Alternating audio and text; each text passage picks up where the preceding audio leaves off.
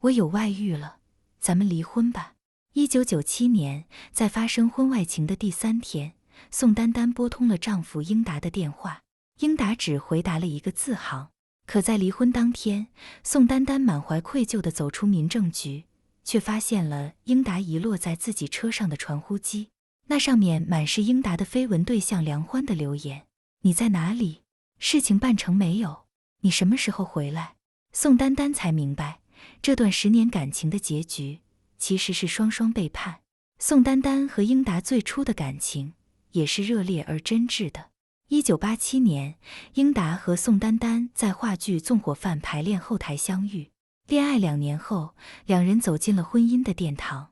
那时，宋丹丹已是新晋小品女王，英达没有固定工作。宋丹丹毫不在意，在她看来，英达有才华，定有出人头地的一天。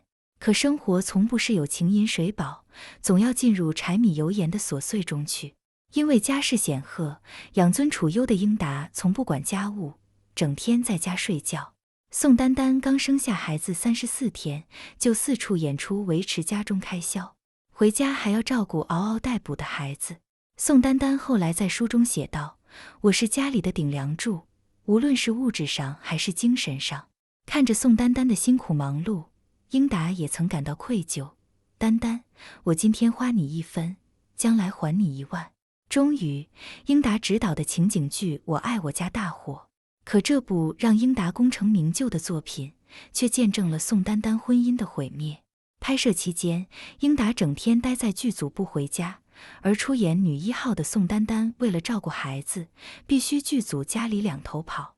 一天，公公英若诚突然大吐血，为了不耽误剧组进度，宋丹丹只身一人把公公送到医院，48小时不合眼的照顾，第3天直接晕倒在病房。醒来后，宋丹丹崩溃大哭：我需要帮忙，需要有人换班，我要睡觉。当英达与编剧梁欢的绯闻传进耳朵，宋丹丹是不敢相信的。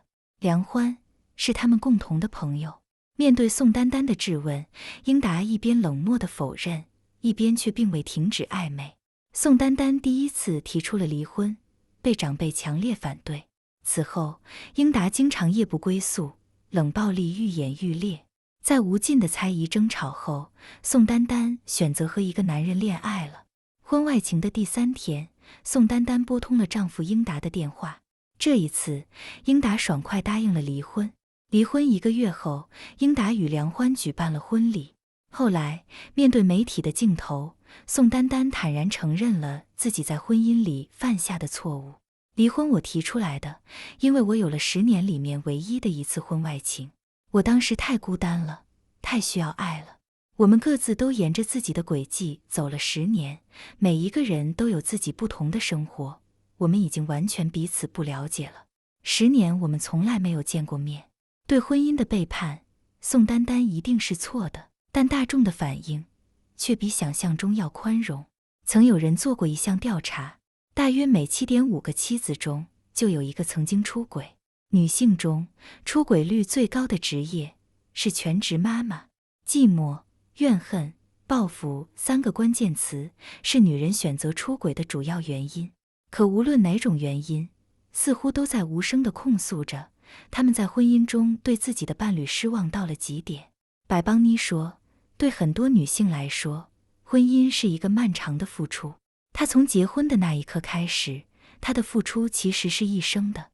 但真正让妻子们难过的是自己一头蜡烛2头烧，却换不回一句关怀与体谅，最后还要被挑3拣4，生生冷了心。还记得电视剧《安家》里想要买跑道房的妇产科医生龚贝贝吗？与公婆蜗居在60平的房子里，一边为工作忙得脚不沾地，回到家就要面对和公婆的育儿矛盾。生下2胎后，她跳槽到私立医院工作，年收入300万。买下跑道房是为了孩子有个好的学区，也是想与公婆分开居住，过正常的夫妻生活。丈夫却对她横加指责，认为她不孝，卸磨杀驴。可丈夫平常是怎么做的？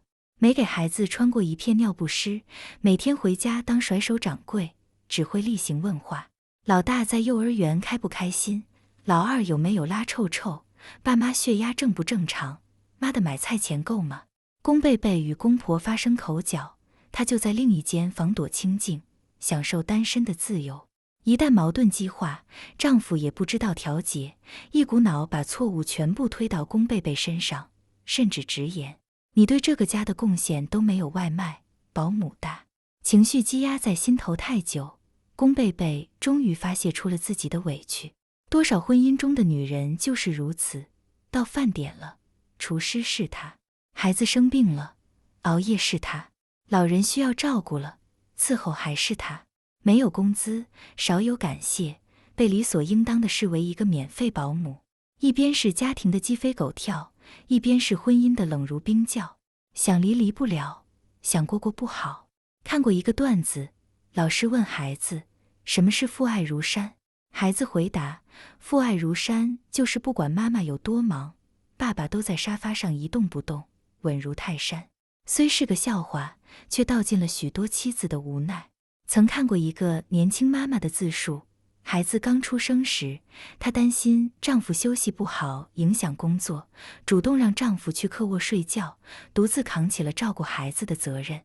一天，孩子因为生病哭得撕心裂肺，她从深夜照顾到清晨，精疲力尽，丈夫却始终没有出来看一眼。等到丈夫晨起，她问道：你昨天听到孩子哭了一晚上吗？你听到我这么疲惫的状态，你难道没有话想对我说吗？怎么，你是想道德绑架我吗？为了体谅对方，她宁愿把所有的责任压力都揽到自己身上，却没想到自己的付出无形中让对方脱离了父亲、丈夫的角色，安心成了一个局外人。自以为的懂事换来了有恃无恐，可这哪里又能说是他的错呢？罗兰曾说，在婚姻中，每个人都要付出，同时也要收回点什么，这是供求规律。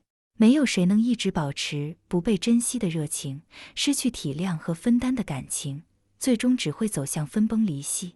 很喜欢这样一句话，和一个人在一起，如果每天他都给你能量，让你每天都能高兴地起床，每夜都能安心地入睡，做每一件事都充满了动力，对未来充满了期待，那你就没有爱错人。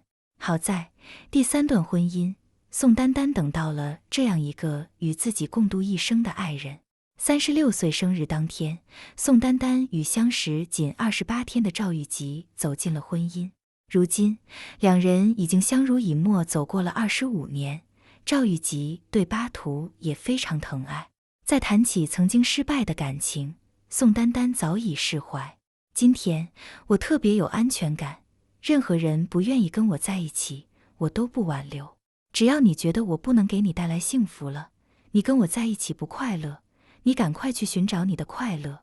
我都坚信我会找到一个跟我在一起，他会快乐，我也会快乐的人。无论是谁，只要你不想跟我在一起，再见，不远送。有人爱时，不辜负彼此。哪怕婚姻失败了，撞了一次南墙，也不必对婚姻失望。余生路长，你总能找到自己要的幸福。